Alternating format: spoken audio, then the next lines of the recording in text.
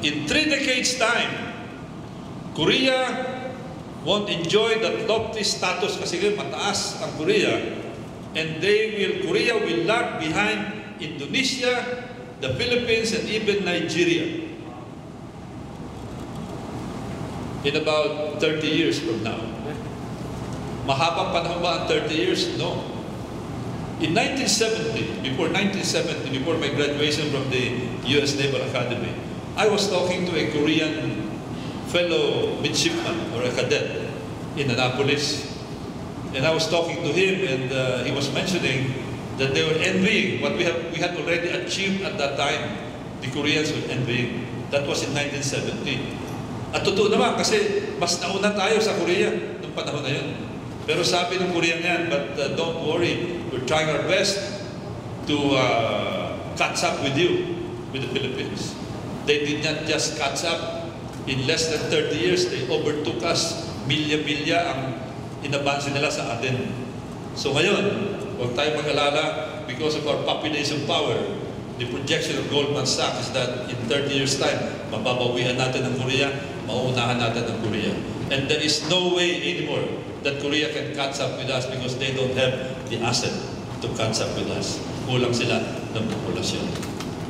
Tapos sasabihin ng mga RH people na yung population natin ay makakasama sa atin. In fact, it is an asset according to no less than Goldman Sachs.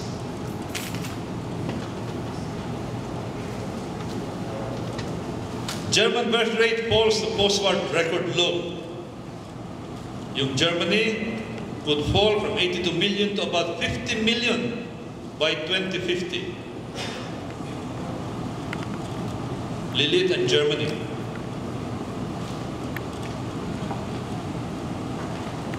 Aging population makes leaders rethink their 30-year-old one-child policy. This is China. They are now reviewing their population policy in China. USA Today News, China may relax its one-child rule. Washington Post, looming population crisis forces China to revisit one-child policy. Meron silang population problem in China. The average birth rate has plummeted to 1.8 children per couple in China. And according to the director of the Shanghai Municipal Population and Family Planning Commission, ito po yung kanilang Population and Family Planning Commission, has said that fertile couples need to have babies to help reduce the proportion of the aging population. Baliktad ngayon ang ginagawa sa China. Dito sa atin, yung population commission natin, pinipilit na palitin ang ating populasyon. Ngayon in China, pinapalaki nila. Yung population commission nila ron, pinapalaki ang kanilang population. Because now, belatedly, they have realized that they have committed an error in their population policy. Hungarian population falls below 10 million. Problema rin nila. Ito, bringing to the surface the threat of extinction. Wall Street Journal ito. They're now talking of extinction in Hungary. Again, because of a failed population policy. Nasobrahan yung kanilang population reduction. Russia, just the other day, yesterday, November 13, the other day, Russian president wants to turn around population decline. Malaki ng bansa ang Russia. Let me read the article. Russia's president devoted the largest part of his annual State of Russia. Ito yung SONA niya, no? SONA ng president ng Russia, si President Dmitry Medvedev. Devoted the largest part of his annual State of Russia speech to reversing Russia's population decline. If Russian couples have a third child, they will get a baby bonus, better health care, and free land to build a house or dacha. Free house. Tapos dito sasabihin, may housing problem tayo because of our population. Sa kanila, free house. Russian President Dmitry Medvedev promised in his annual State of Russia speech, sa SONA niya. Political analysts were hoping to hear about missiles of democracy. Instead, they got babies.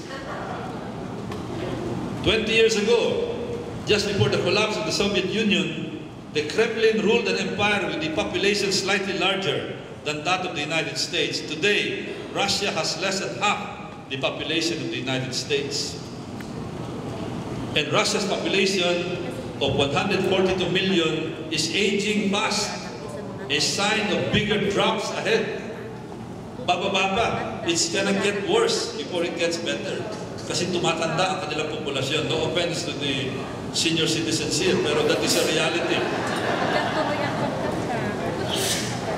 The president said, Russians will have to increase birth rates to overcome the demographic axe blow of the 1990s. Kailan ba yung 1990s? 20 years ago.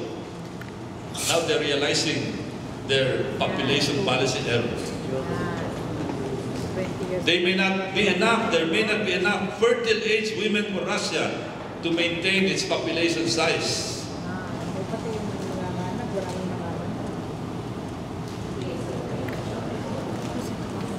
So, magre-raise ng mga pension, he wants to cut inflation in half. And then they will have to import. What he did not say is that Russia compensates for its aging workforce by importing about 10 million laborers a year from Central Asia. 10 million laborers a year ang ini-import nila from Central Asia. Isipin nyo, tayo, they want to prevent us from having 200,000 babies a year. In Russia, they have to import 10 million workers a year in order to sustain their economy. One of the best economists in the Philippines today, the governor of the central bank, Governor Armando Tetanco, anong sabi niya? And I quote, "A large population can be a blessing to the Philippines if this is harnessed to drive up domestic demand." A large population can be a blessing. So, solution, according to one of the best economists, is to improve the purchasing power of the existing population. And how do you do that? Education, training skills, pagtulong sa livelihood. Ito talaga, medyo muntik na himatayin yung mga RH people dito. They were expecting US President Bill Clinton to say something for RH. In fact, a lot of them were there waiting for a positive sign from former President Bill Clinton. Anong sabi ni Bill Clinton sa atin? In his speech at the Manila Hotel, November 11, "You have a huge population, which is a positive." So, ano ginawa ng author ng RH Bill? Kinot na kinot